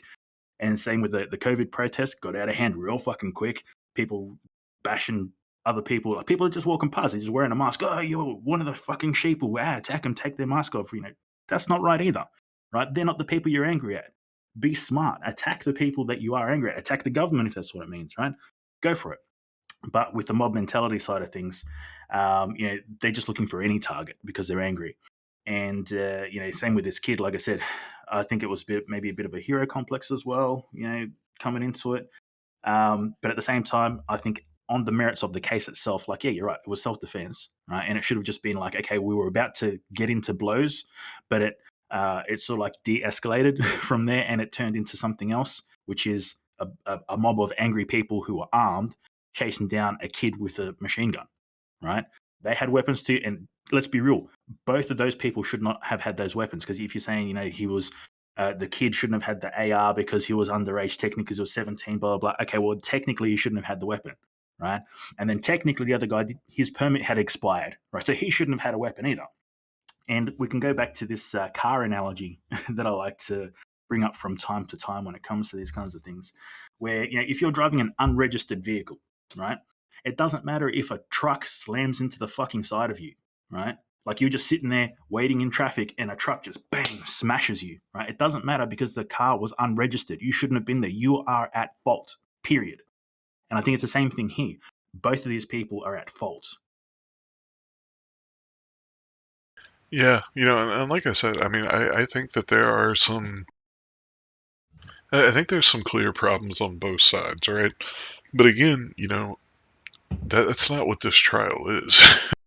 And I think that's part of the problem, right? Like whenever you look at like what the prosecution's doing, like their whole approach is, well, like look at all these things you did wrong. It's not like addressing the situation directly, you know what I'm saying? And I think it's because they know point blank, like you can't win that way. You know what I'm saying? But yeah, I mean, like there's just way too much video evidence of like literally him trying to leave the situation and being pursued and attacked. And I mean, like that's so textbook. Like, regardless of any other circumstances, if you are trying to remove yourself from a hostile situation, you're being pursued and forced into a hostile situation. Like that's literally textbook of when you are allowed to defend yourself, right? And like people could say that, like him using a firearm was like allegedly, like a more deadly force than what was necessary. But, I also don't necessarily agree with that part because you don't know what was going to happen, right? Like, especially whenever there's multiple people, ready to attack. And whenever you have video evidence that they've already hit him in the back of the head with a skateboard, if you guys have never held a skateboard, yeah, like I mean, it's definitely heavier than like a police billy club, in my opinion. Getting hit with a skateboard, like especially on the edge like that's easily enough to crack somebody's skull, if not like cave in their head. Just depends on like how much force you got behind it, how good you get a hit in. But yeah, like I'm surprised he didn't fall quicker. Like I think some of that was probably just adrenaline. Yeah, But for sure. dude, but I mean like once he was on the ground, right? Once he was on the ground and you still have somebody like running, jumping and kicking him in the face, dude, like it's fucking on. And then like after that, you still have more people coming at him. You have a guy with a fucking pistol pointed at his head. You would have said like, look, like we can go back and forth all day about whether he should have been in the situation, whether he should have had the gun, all of that. Yeah, totally fair game, totally fair points. But like the actual thing he's on trial for, whether it Yeah. was self-defense or murder, there's like literally no one is ever going to convince me from all of that video evidence that that was anything other than self-defense. Hmm. Now, my problem, I mean, I feel like the reason why they're doing this is obviously the gun issue, like they want to disarm Americans. But man, it's the precedent of what this does. If they can convict this kid of murder for what you see in these videos, do you realize like how impossible it's going to be for people going forward to be able to make an argument for self-defense? I mean, dude, this would cripple self-defense laws.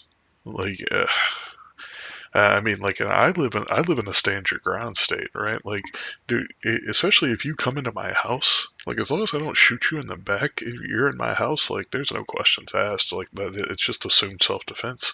Hmm. So, Well, I mean, it's a crazy sort of like reflection on humanity to think that someone can enter your house with the intent of causing harm, to steal, to whatever it is that they have, right? But they shouldn't be there, period, right? And if you try and defend your house yourself, etc., you have to actually think in your head, and keeping in mind you're probably going to be asleep. You're not going to be if you do interact with this individuals who have broken into your home, right? In the state that you would be in, panic, a bit of shock, what the fuck's going on? You have to sit there and say, okay, let's just hold on a second. It's hammer time, right? Stop. Let's really assess the situation now. Are you facing me? Are you facing away from me? How do I, like, fuck that shit. You attack the motherfucker. There's no thinking involved, right? You are defending yourself. And the fact that we even have to consider that we should think about these things is fucking ridiculous. And further, add to that, if one of these people, like say you're not home, right? These motherfuckers try and break into your house and they pull some ceiling tiles off and that kind of thing, and try and get through that way, right? And they fall and they break their leg, they can fucking sue you. What kind of bullshit is this? well, that. Okay, so is Australia like that? Because I know Mexico is, and I know there's a couple of states in the U.S. I want to say I think somebody said Australia was one of the places that's like this too. But yeah, like somebody can literally break into your house. You're not allowed to kill them, and if they hurt themselves, you can be sued. Like Mexico works like that. There are some states in the U.S. that work like that. Like there are several countries where like that's just the norm, right? Like, dude, like to me it is so fucking insane that any country would want to get rid of self-defense laws. Like, and to me, it's like even more insane that anyone would allow that to happen. Hmm. Dude, And that's like, this is where I really get into the problem with wanting to disarm people, right? Like, dude, if the U.S. government had their way, like, the U.S. citizens would not have firearms at this point. But, like, you can clearly point to somewhere like Britain, right? Like, Britain did this. Britain got rid of the firearms. It's like not legal for like anybody to be carrying firearms other than police and military, I think. But yeah, like look at what happened. Now you know what happens. People get fucking stabbed on the street. So what are you gonna do? You gonna ban knives? No one's allowed to have a knife. Okay, then people are gonna be sharpening fucking sticks and like stabbing people with forks. Like my point is, dude, if somebody wants to come at you and do harm and or kill you, you need to know how and have the means to defend yourself. And like this is why I always come back to the same fucking problem with these laws, dude. You you cannot make a law and expect criminals to follow it. Like if you pass a law that says all law abide like you have to operate on the assumption that if you make a law abiding citizens will be the ones to follow it, right? If you make a law that it is illegal to own a firearm, all you are doing is making what like 90+% of the population a free target to the other people that aren't going to obey the laws. yeah, it doesn't really make too much sense, does it? And the thing is with the laws, and again, why I think fucking law is absolutely fucking ridiculous, as I mentioned a bit earlier, is because it's on how you argue it. Right now, if you've got a shitty fucking lawyer that doesn't know what the fuck that they're doing, and trust me, a lot of like us everyday people, right, we can't afford the big top dog lawyers, right? You get the fucking dude um, on the bench at the bus stop. That's the guy that you get, right? And the guys that are coming after you, they've generally got a lot of fucking money. They've got a swarm of them. They've got 5 to 10 fucking lawyers, all working really hard to make sure they find out every crease, every nook and cranny that they can get into to fuck you in the ass, dry hump you, right? And that's how it works. So it's not just the fact that what the law says; it's also how the law is argued, and you'll have different outcomes depending on the kudos of the lawyers that are involved, and that's bullshit in itself because it should be pretty fucking simple and pretty plain and clear. But the law itself is like a bullshit game anyway. But going to the whole, defending yourself and that kind of thing, and this is the reason why. And I brought this story up a couple of times actually. I used to have a samurai sword that I had, by my bed to make sure that there was, something I could protect myself with. If anyone broke into the house or everyone came to take our cars, because I used to build cars. We've got some pretty hotted up cars around here, and there's been a few attempts at taking them. So, with those things in mind, I decided I was going to get a sword and some bits and pieces because Australia doesn't have any guns at all apparently. But yeah, so I was like, okay, this is what I'm going to do. Now there was this story that came out, and I'll see if I can grab the article and chuck it back up, where a guy was attempting to defend himself technically to start off um, with a samurai sword in Australia. I think it was in Melbourne, but this dude actually chased the guy down the street with a samurai sword, caught up with him further down the street, and then chopped him in the head. Now, obviously, this is a very similar situation as what we're describing here, where there was, an altercation that happened. The dude was trying to break into someone's house. He was a nice junkie or something like that. He was obviously trying to get some stuff to, sell to get some more drugs, and he was caught. Now, uh, like I said, the guy chasing him down the street means it goes out beyond the altercation itself, right? The guy was trying to get away. He didn't, get away with doing what he was doing. He was just trying to get away. But anyway, the fact is that this dude was hunted down, manhunt for this dude who chopped somebody with a samurai sword, and this whole hoodwink and bamboozle went on about it. I'm just like, yeah, you know what? I'm not sure that I want to fucking get into this kind of thing, right? But yeah, there was this particular incident where, for myself personally, where I made the decision myself to change from a sword to a baseball bat, where they thought, well, my housemates thought that someone was trying to break into our car. So I went down there, grabbed my sword, and then I like sort of like hyped myself up.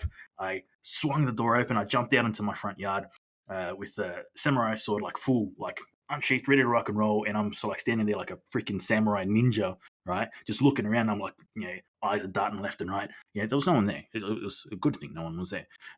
So whether it was just a figment of their imagination or maybe someone was there and they left, whatever happened, I jumped out there And after going through this, I thought to myself, if there was somebody out there, chances are we would have gotten into something. I've got a fucking sword. I would have chopped something, and I would have had to explain myself to the cops, and it would have been a lot of trouble and that kind of thing. And I was like, you know what? It's just not worth it, right? Because what if I kill the guy, right? Okay, my car may be worth 30 grand, 40 grand, 50 grand, 100 grand, right? But is a person's life worth 100 grand? And I'm like, yeah, I don't like. I do want to stop them, but I don't want to kill them to stop them. So I downgraded to a baseball bat, and then later on, the story came out of this, dude who attacked somebody with a sword, and it didn't pan out well for him, and it was air quotes self defense. So I thought, yeah, probably the right decision to do that kind of thing. But what we're talking about here is See, Cope, you got the the wrong government mentality. trying to. Well, hold on. Let me finish the story. But what we have here is a problem that the government is trying to stop us from protecting ourselves at all, right? Regardless of whether it's with a sword, a gun, a baseball bat, even fists, right? We have to, strongly consider every single decision that we make while we are in a high tense situation where our own life may be at threat, and we have to go through some fucking paperwork before we respond. That in itself is bullshit. Yeah, see, Cope, though, but like, look, you got a sword, right? Like, it's not self-defense. You weren't trying to do harm. You were trying to turn him into a pirate. You were just gonna like lop a leg off, maybe take an eye. Like just turn him into a pirate. Like that's my defense in court. But yeah. So check this out, right? And to me, like this is like the biggest like what the fuck with this trial. Okay, so you remember like all this shit happened like a year ago, right? So the narrative that's been being pushed in the mainstream media for the last year, and like it's hard to imagine this isn't gonna bias jurors, right? Like, so for the last year, the narrative has been he shot an unarmed man in the back, and you see the media pushing shit like this tweet right here. White teen Kyle Rittenhouse faces homicide charges after killing 2 people and injuring a third during unrest tied to the shooting of a black man in Kenosha. Like, tell me they are not like. Okay, so like they're not point blank lying, right? But like the way they're wording this shit, like I found it amazing, dude. You should have seen how many tweets were out there. They thought he like went out there and started shooting black people. They thought he was just like, shooting unarmed black people in the back. But like, dude, whenever you look at the way the media talks about it, like white teenager, right? Like, okay, so you're very clearly like making this a racial issue right off the bat. Faces homicide charges after killing 2 people and injuring a third, no racial descriptions there, during unrest tied to the shooting of a black man in Kenosha. Like, they very clearly want to give you the impression that some racist asshole white kid went out there and started shooting unarmed black people. But, like, dude, if you watch the videos, if you followed the story, like, that's clearly not what happened. He didn't even, like, everybody he killed was white. Everybody he shot was white. But regardless of the situation, my point is, for a year straight, they've been trying to paint this picture in the media that white kid goes to black rally and starts shooting unarmed people in the back. Like how would you not think that anybody that's like got any kind of like a pulse on current events isn't gonna like be biased by this, right? Because this is what the media does. But like Yeah. whenever you get into court, you have to be able to have like that clear mindset of I'm going to be open to whatever the facts and whatever's presented, the evidence that comes to light, and I will make my decision based off of that. But you've had a year of people being brainwashed by mainstream media that's trying to convince everybody what the shit is, right? Like they now have to have the National Guard outside of the fucking courthouse because they're afraid people are going to riot because they still think, fucking asshole kid went out there and killed a bunch of unarmed black people, even though that's not the situation at all. Yeah. Well, look, when we start, branching out into these other areas, media and that kind of thing, it becomes a very complex web. And the truth is that there isn't anything out there that isn't connected to something else. But it gets very complex when we start looking at, what the media is saying. PC culture right now, everything has to be politically correct and pronouns and this and that, whatever. People are very sensitive. Let's just put it that way at the moment. And then you've got like the data, right? You're supposed to look at the data and the information. Data Normok, even though you're not here, and make an assessment based on that. But clearly there are elements there which can lean towards bias, and this is obviously like why it comes down to again going back to the legal system, which I'm not necessarily on board with, but I can understand why when they go through the procedure of picking jurors for the jury, they have to try and assess the individuals and make sure that they're not just some hillbilly social media blah blah blah blah blah, just highly influenced by everything around them, but actually are individuals who can think critically and make decisions based on the data that's put in front of them. And because there's plenty of times in these trials where you see the judge will say strike that, disregard and that kind of thing. Now you want to make sure that the people in the jury are capable of doing such things, because if they're not, they will be influenced by these individuals. And I can see that it's an attempt to sort of like rectify this situation where the bias of the media and what you think you heard and blah blah etc. can influence your decision. But there's no real way to take that out of human beings. There's only a mild means by which we can try and control it, but even that, it's minimal. Yeah. I don't know, man. Like, it's such a crazy situation, right? And, like, I've talked about this in the past. Because, look, like, again, I'm not inside of this kid's head. I can't tell you what is and isn't true as far as he goes, right? But I can tell you, like, I had to, like, actually meditate on this issue for a while because, I don't, like, I don't want to have to kill anybody. Yeah. I've like never had that like I want to go out and like do harm to other people mentality, right? But I do feel like that this is something that everybody should like address at some point in their life, because you never know if it's gonna have to come up and you're gonna have to deal with it, right? But yeah, Yeah. I mean, like I think you should know. Like, go through the fucking motions in your head, figure out, what do I really believe, and figure out, like, do you believe that if your life is in threat, it is okay to murder another person, right? Like, if you want to call it murder, kill whatever the hell. But if it's kill or be killed, like, what are you gonna do, right? Yeah. And that's literally like that's the deciding factor for me that made me realize like I can't ever be a pacifist, because if I'm in the situation and like I'm basically facing execution or death or whatever, and I had the means to defend myself, I'm going to. I Yeah. it just comes down to autonomy. If I don't believe other people have the right to impose on my autonomy, then who else is going to defend my autonomy but myself, right? Like I'm not going to sit here and like look at that situation, right?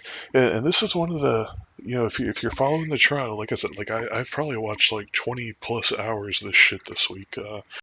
Like one of the things that comes up is the prosecutor's like, well, why didn't you call the police? Like, why didn't you stop to try to help? And it's like, are you fucking kidding me? Like all this shit happened in the course of like 2 minutes, like 2 3 minutes, whatever, right? Hmm. And like they're sitting there trying to like paint this picture like all of these like different shootings or whatever are like separate events, right? Like, he went out there and, he shot all these people. But like if you look at the way the prosecutors are representing it, like they're trying to present it like it's all these like multiple different events, but really it's all one thing that just kind of ran together over the course of a couple of minutes. And he's like sitting there like, well, why didn't you stop and call the police? Like, why didn't you try to, you know, provide medical aid and like all this kind of shit? And like he actually addresses it, right? Like the first guy he shot, he went back around the car and he was going to, but like people were already yelling like, get him, and all this kind of shit, right? So he tried to get himself out of a hostile situation, and then he was pursued by violent people that attacked him. It's just like it's such a fucking bonkers situation, right? But like, look again, like I said, I can't tell you what's going on in that kid's head. I don't know what's true or not true in that regard. But like, whenever he got up on stage, and like, I mean, you can say like it was theatrics or whatever when he broke down, but I mean, dude, like that's got to be traumatizing as fuck, like, right? Like, imagine being a 17-year-old kid that just had to like shoot and kill multiple people. You know what I'm saying? Like, even a year later, like that's got to be like some kind of like PTSD for most people that aren't just like complete fucking psychopaths, right? Yeah, for sure, for sure. Just to roll back a little bit to something you were saying with the lawyer there. Now, and this is going back to what we were saying at the very start, where the whole thing is a fucking game. Like the lawyers, like whether you want to believe it or not, right? They all know each other, right? They go out for coffee after they're fucking done with this shit, right? It's a fucking game to them, right? So the way that you need to see it, like regardless of what you think of the lawyer, I mean, like clearly they're pieces of shit, but they're dealt a hand, right? So it's like they're playing a game of poker, right? Now, if you get like shitty cards, right? Like, what are you gonna do? Just like whimper and fall away and die? Like, no, you have to bluff. You have to do this. There's tactics that you can use, and that's exactly what it is here. It's just a game that's playing out. Unfortunately, what's at stake here is people's lives. But make no mistake, as far as these lawyers go, they don't give a fuck. It's another notch on their belt. They get some dollary dues for doing this thing. They get a bit of fame, a bit of a pat on the back, regardless of what fucking happens. So, it may be that I'm, othering lawyers and that kind of thing.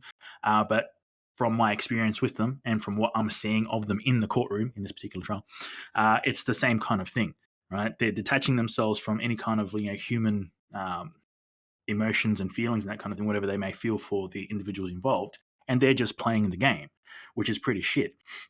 Now, as far as the PTSD stuff, like yeah, for sure, for it's a traumatic thing to go through, and of course, it's something that's going to weigh heavy on your head, thinking of all of this shit that happened, right? This happened, and this happened, and then this person attacked me, then I shot them, and now they're dead. But of course, that's going to run through this kid's head for the rest of his fucking life. That's what's going to be in his head. And it's not something that's going to be easy to deal with, particularly at a young age, because, like we said, the brain is still developing. So this may impact his future as far as future development goes, because it's quite traumatic. But this is why, again, going back to where I'm saying that this is pretty much both their fault, and whether it's the group, the individual, and that kind of thing. Um, what you were saying there, where you need to consider the possibilities, right? Like, what would you do if you were attacked? What would you do if would you take someone's life, etc. But even further, take that further and think about what it is that you're doing, like right now, when you're going to the shops, right? If you're going to one of these protests, right? Regardless of what it's for, I don't care what it's for, right? Um, you have to keep in mind, like, what are the outcomes of your behavior, of your actions? Because, like I said, if essentially both of those parties should not have been there, right? The guys that were protesting, rioting, whatever it was, they shouldn't have been there, and neither should have that kid, right? They shouldn't have had weapons. All of these coulda, shoulda, wouldas really have to come into your mind beforehand and plan out your strategy, like what it is that you're doing. Because if you're careless with it, this is where you end up, in a position that you don't want to be in. So it really comes down to really thinking about, like, you know, should you just avoid the situation? And that's where it comes down to me. I'm just like, I look at these things, and whether it's protesting about BLM stuff, COVID shit, blah blah, I think they're all fucking idiots. Because one of the main things that we have an issue with as human beings is we think other people think like us. So in these groups of protesters and whatever, you think that everyone thinks like you, and if you're a rational, normal human being, you think everybody's a rational, normal human being. But unfortunately, you've got psychos in there that are willing to, bash people for no reason, break things, yell and scream, and essentially get your group in trouble. Do you want to be part of that? That's what I ask myself, and generally, I don't, because I know how these things play out. They turn to shit. When you put your faith in other people, this is what happens. So you can only have faith in yourself. So make sure you make decisions that are best for you, and base it on that, not on the emotional content, what it's about. Because I understand that people can get emotional about, people having their car stolen, the BLM stuff. I understand where it comes from, and I know that it's from a good place that it starts off with. But it generally tends to go down a bad path, Izzy, because of the people involved, and you can't trust those people around you because they don't think like you.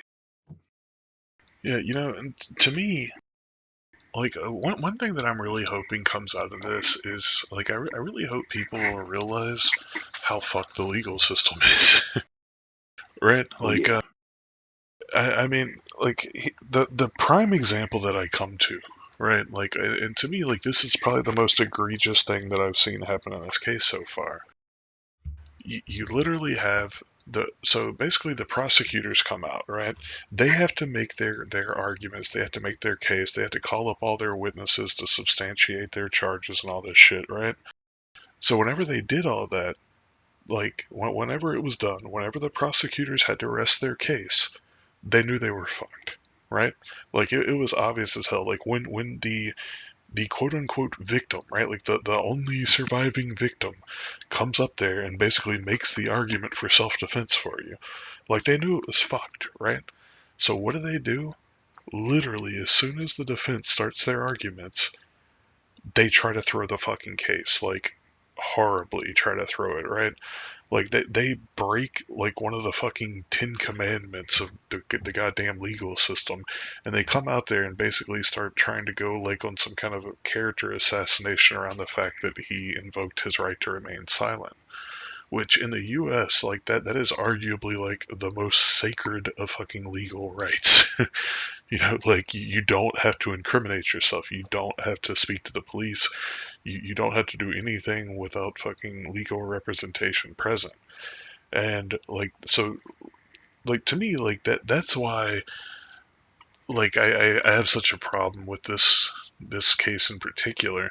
Is it's like they know that it's a sham, right? Like, they know that there's no basis for a murder charge, right? So they went out there, they did their best, they tried to make all their arguments to paint the picture that he's like some unstable, like, racist asshole kid that went out there looking for trouble and found it. And then whenever they failed, the first thing they do is try to get the fucking case dismissed so that they can start over and try to, like, redo it again, right? But obviously the defense doesn't want that because they know it's bullshit. They know what they're doing, and they rightfully called them the fuck out on it, right? I mean, dude, so much of this whole case is playing out like fucking theatrics, man. Like, I really think they're putting on a fucking show, dude. I don't know how else to put it. Like, I think they already know what the outcome was going to be. I think they knew what the outcome was going to be before they went in. And I feel like, look at the way the judge is acting. Look at the way dude, in a case this big with this much, like, media presence, it's just bonkers that you would go out there and just try to, like, have like a massive fucking miscarriage of justice, like, on national TV with, like, hundreds of thousands, if not millions of people watching. Like that ought to tell you, like, this is a state prosecutor, right? Like, this isn't like some free for all, like, rando lawyer that you're paying, like, the glove doesn't fit, you must acquit. You know what I'm saying? Like, this is the state's people, right? Like, this is the people that the state employs to go out there and defend the law. Like, if the people that are quote unquote defending the law are willing to break the law to do it, what does that tell you about the legal system? Well, yeah, like I said, I think you're like missing that point there where it's a fucking game, right? This is this is the best thing for them to do, and like I'm not saying that I agree with it, right? But I can look at it from the outside and go, okay, well that's what he's doing, and it doesn't matter about who's right and who's wrong. And trust me, I've been told this by a lawyer directly to my face. It doesn't matter what's right, what's wrong. It doesn't matter what happened. It only matters what you can prove, and if you can't prove it, shut up. And I'm just like, what the fuck, man? Like, like, yeah, okay, so I didn't keep records, blah, blah, whatever. It doesn't matter, right? It doesn't matter. The truth does not matter in law. And how crazy is that? Because essentially that's what it's trying to find, right? It's trying to find out what actually fucking happened so they can make a decision on what should happen from there onwards, right? But no, that's not what it's about. So as far as this whole thing goes, it's I'm sure that, like, as much as we're all sitting here going like, oh, this is a shit go, he shouldn't have done that, and how dare he is supposed to be a representative of, but it doesn't matter, right? There's people giving this guy high fives because he's doing the right thing at the time, because if it's a mistrial then they're going to have to do this and blah blah blah, and the game continues. There is a new uh, there's more time to regroup and do things. There's plans to change things. Like, it's a strategy, and he will be getting high fives for doing that. And whether we want to admit it or not, Right, right. that's what's going to be But happening. Cope, like, here's the thing, though, right? Like, his job is not to get convictions. Like, prosecutors should know this. Like, that is not their job. Their job is to uphold justice and uphold the law. Why do prosecutors like go at these cases like they have to win. Dude, Well, like if you go out there and the evidence clearly shows that the state does not have a fucking case, your job is done. Like you're supposed to try to get, like offer them some kind of plea deal on the gun charge, like just try to wrap this shit up because that's not your job. Your job is not to go out there and try to win the case because you think you can, right? Like you're not allowed. You're not supposed to go out there and like fabricate evidence and try to like sway people. You're supposed to uphold justice. Like that. That's yeah, literally a prosecutor's job, Cope. Like they're the yeah. they're Look, the I get that, arbiters of the law. but what? Yeah, I get that. But keep in mind, politicians are also supposed to be working for us and making decisions that are best for us. Do they do that? No. Lawyers, we're discussing lawyers at the moment. Same thing. Yeah, like we can look at all of these different fields and say, well, they're supposed to do this, but what they actually do is something different. And I don't think this is any different. Like I said, I like to have like a basic zeros and ones approach to things, and I just cut and paste it and apply it. So this is going back to the human condition, how we act and what we do.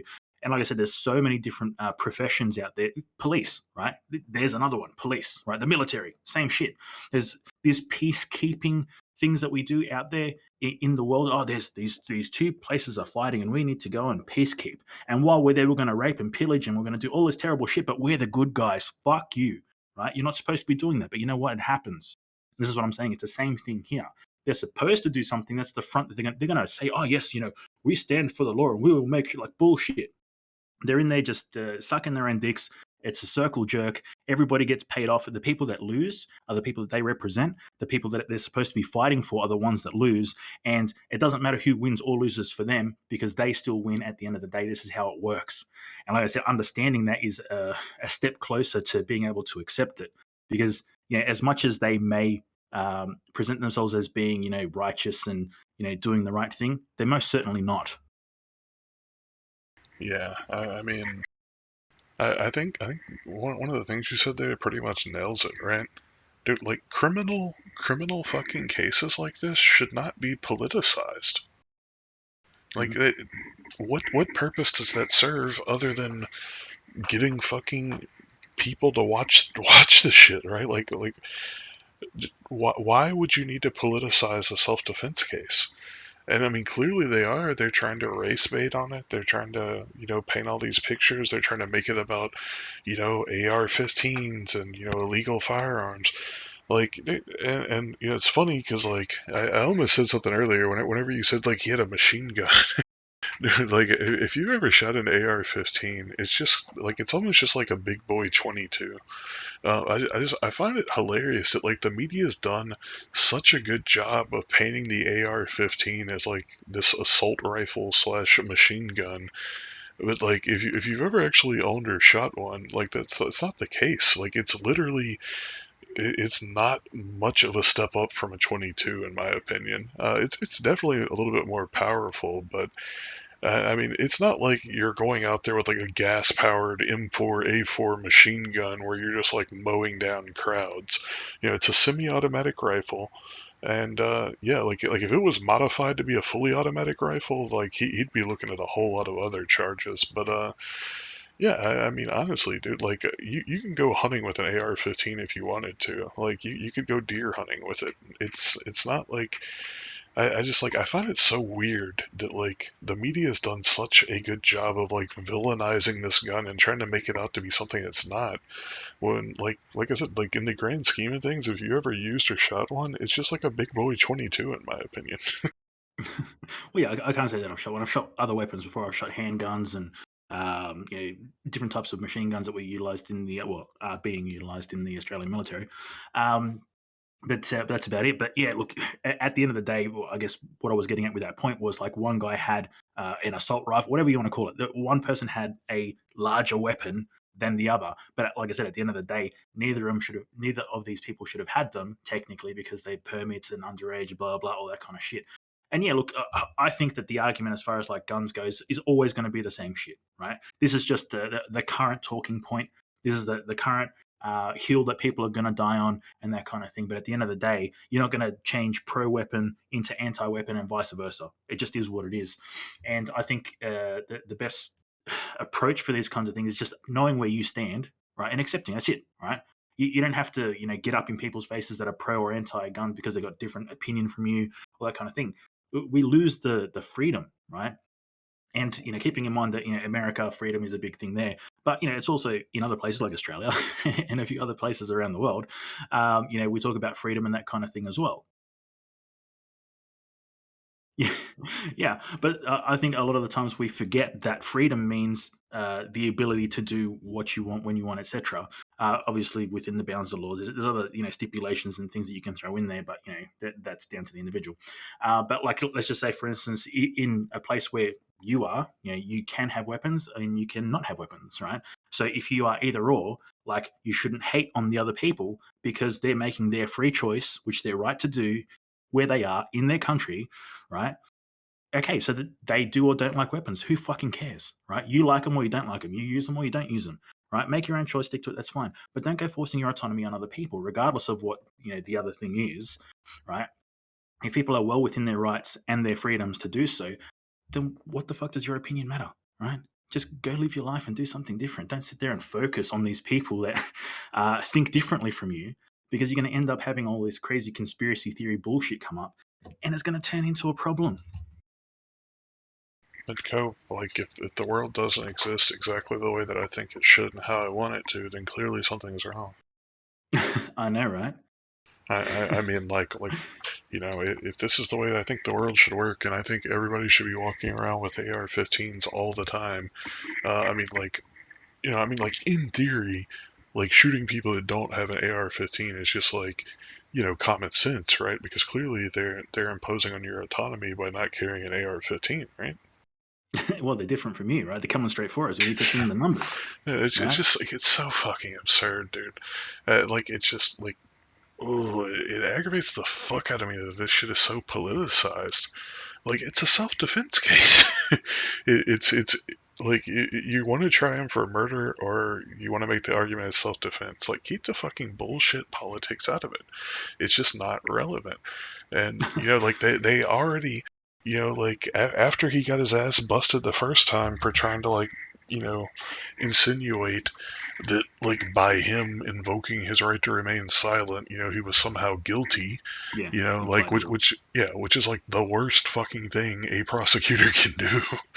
I mean, like Well, they're not allowed to use charged language, right? Because it's not their job to determine guilt. That is the jury. They are yeah, to go yeah, up and make an argument, and whenever they make conclusive statements like that like if they go out there and they call it murder. Right? Like, that is a conclusive statement. That is basically leading the jury to a verdict. So, like, that's why they don't use language like that. And, like, dude, lawyers know that. Like, any fucking prosecutor, dude, like, this guy got up to be the district attorney. So, like, he's got experience. He knows what the fuck he's doing. Whenever you go out there and you use that kind of charged language, like, that's why you get objections, right? Like, that's why, the judge will be like, hey, cut that shit out, or, like, we're gonna have a problem. But like, this dude just goes out there and he goes fucking nuclear off the bat because he knows the prosecution fucked up making their case. So like, literally, it's the first person the defense calls up there. He goes up there and tries to fucking derail his entire case to get it thrown out. Like, dude, there's just so much fucking shady, illegal bullshit. It drives me nuts. yeah. I don't know. Well, this is what I'm saying. Like, I don't know. It's just they're playing the hand that they're dealt, as far as I see it. And again, like I just said in the thing, it's all WWE, WWF. It's all fake, smoke and mirrors bullshit, right? They're pretending to make this big thing, but at the end of the day, they all go out for coffee together. Like, once it's all done, obviously, not while it's going on, and they interact with one another. They have dinner together and that kind of thing. Like, I've seen it hundreds of times, right? These guys are all mates. They all work within the same sort of like businesses and law firms, and there's backwards and forwards. People move around and that kind of thing, and they deal with each other much more regularly than we think, right? So as much as it seems like this huge David and Goliath battle to the death and blah blah blah blah blah and all that kind of shit, like, no, it's not. It's another day in the life, right? That in a couple of years, this won't even matter anymore to them. Well, I'm sure as soon as they're done with it, it won't matter anymore to them. And yeah, it's just a point of what is the best outcome. And what you're saying there, where they're doing things that are illegal, but yeah, they do illegal shit all the time, right? That's no surprise. It may stand out at the moment because you're really looking at it, but this shit happens every fucking day. It happens all the time, and this is why the legal system is corrupt. Why it is, inside out. Why it is fucking ass backwards, is because they keep doing it, and the system is built to perpetuate that. So realistically, it's better to just not engage with it. But sometimes obviously you have to. But like I said, it's a matter of like understanding it, knowing how it works, and knowing to what degree you're going to engage with it. Because at the end of the day, there's not a lot you can do about it until that you can't fix that broken system by utilizing that broken system. We just have to abandon it and leave it alone. Unfortunately, we just can't do that at the moment. We just have to accept it, which is shit. Word. Yeah. Moral of the story: politics are bullshit. The law's not your friend. And we should all just be anarchists and probably just go live in the fucking woods because society's, pretty much lost at this point anyway. I mean, I don't see any redemption coming for society anytime soon. Man, Well, it's a fucking crazy world out there, Cuff. There's going to have to be a tipping point. Like I said, it can't go on forever. Something's going to happen whether it's a meteor strike that wipes us out, whether we fuck the planet, whether like whatever's going on. There's going to be a point where things go too far with like say this PC stuff that we were talking about, blah, and the media, all that kind of stuff. It's going to go too far at one point, and we're just going to have to lop the limb off to save the patient, as they like to say. And it probably won't be nice. There's going to be a lot of shit that goes on. We're going to have a big dip, let's just say, in humanity. But I have faith that it will pan out because, like I've said before, when it comes to crypto and all that kind of stuff with, countries wanting to make their own thing, banks getting involved, etc. Like, let them make the mistakes. Let them fuck it up, because the more mistakes we make, the more we realize what we don't want. Like, we don't want that. Let them do it. They will fail. We will have that as something that, it was an attempt to do something. It failed. We tried. We left it alone. We moved on. But if we keep clinging on to this stuff, this is why it sticks around. So I hope that we reach that tipping point soon, well, sooner rather than later, and we start making some changes because, as far as I see it, humanity's pretty fucking doomed if we don't change. Yeah. No, it is what it is, man. Fuck it. It'll all go however the hell it needs to go. Mm-hmm. And Well, yeah, eventually, I'm not going to be involved. yeah, just fucking ride it out. We'll either die or like the world will blow up or whatever the hell soon enough. Mm-hmm. Yeah, well, look, I just want to get my pumpkin patch out in the middle of nowhere, 100 acres plus, and people can just leave me the fuck alone. You know what I mean? Like, I'll invite people to my premises when I want to see them. Otherwise, it'll be a long journey to get there. So, everybody's got to make their own plans, man. At the end of the day, you got to do what's right for you, and it may not mean that other people are going to be happy with what it is that you're doing, but you got to do what's right for you and your autonomy, man. Cope, I don't want to make any plans. I want the government to decide everything for me and take care of all of my needs and tell me what I'm allowed to have, what I'm allowed to eat, when I'm allowed to do things. I don't want to make any decisions for myself, and I don't want any freedom or autonomy, Cope. Like, can I just get rid of all of that? Well, I mean, if you want to, end of the day, that's freedom too, isn't it? There's people that want to engage with that. But I do think that there are more and more people realizing what's going on and turning away from it. And like I said, I don't think it's a point of grabbing people that think that way and shaking them by the collar and saying, you have to wake up and you need to realize it. Like, no, you're just making yourself look like a tinfoiler. Let them do their thing. They will figure it out on their own. They will fall over, they will sit down, they will assess themselves, and they will choose a new direction. We just have to trust them to be able to do that.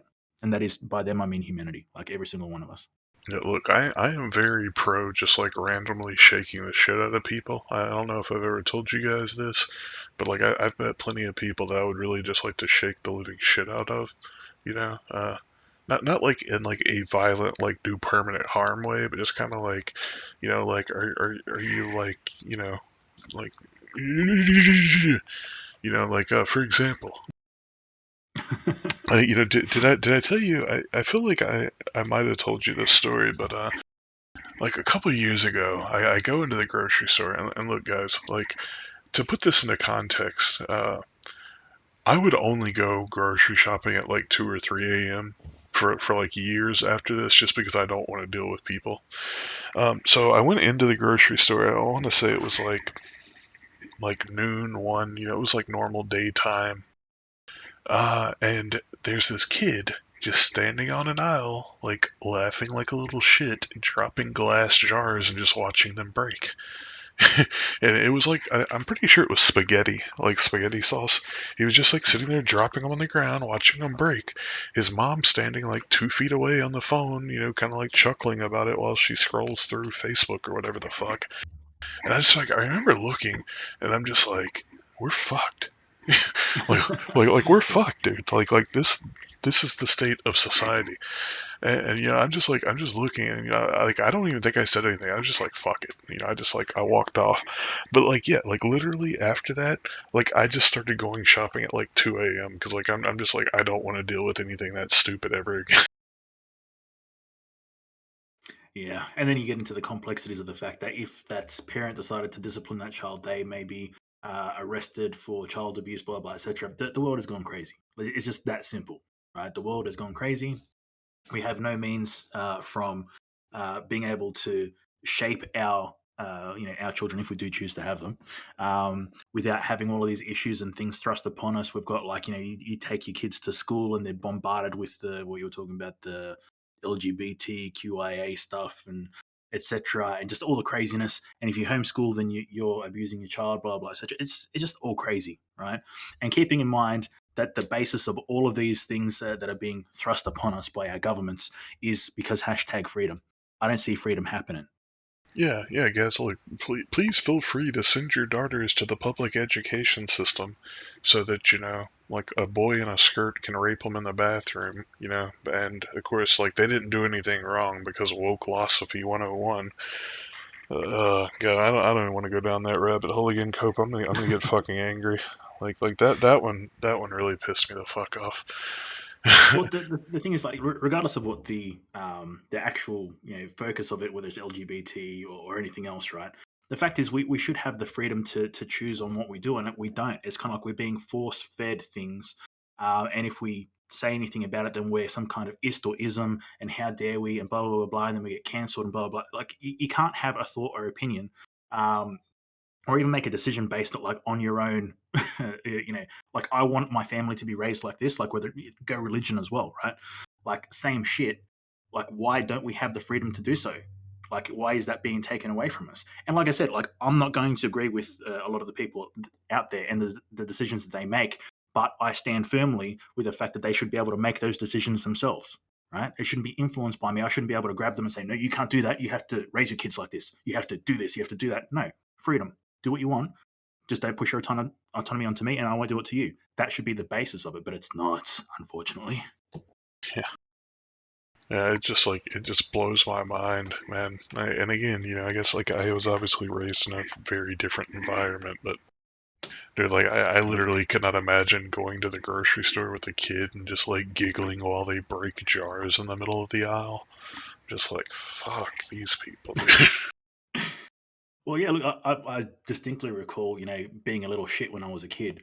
Throwing tantrums, because I was tired, I wanted to go home, I was hungry, like for whatever it was, and I was stepping out of line, and I know that I was stepping out of line. As an adult, I look back and say, yeah, I was being a little shit. And you know what? I copped a clip around the fucking ear, and it got me in line real quick, right? But now we're not allowed to do that. Now we're not allowed, and I'm not saying abuse your child, but there needs to be some form of discipline. There needs to be, consequences for actions and that kind of thing. And it just seems like we're taking all of that away, and it's kind of like just a free for all. Like you have to do what we're told by the government, and if we don't, well, then we're going to get in trouble, we're going to get fines, blah blah, etc.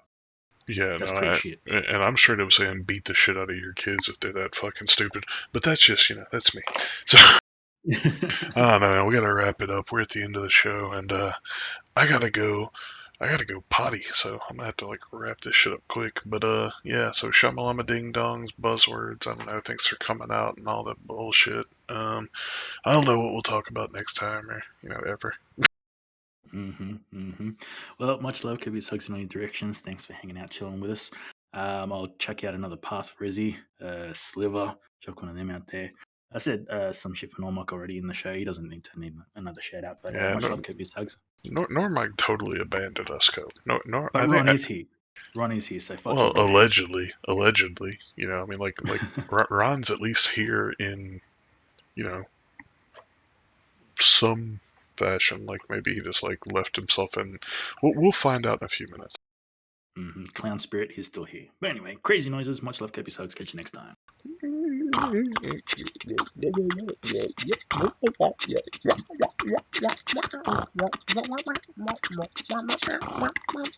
AR-15.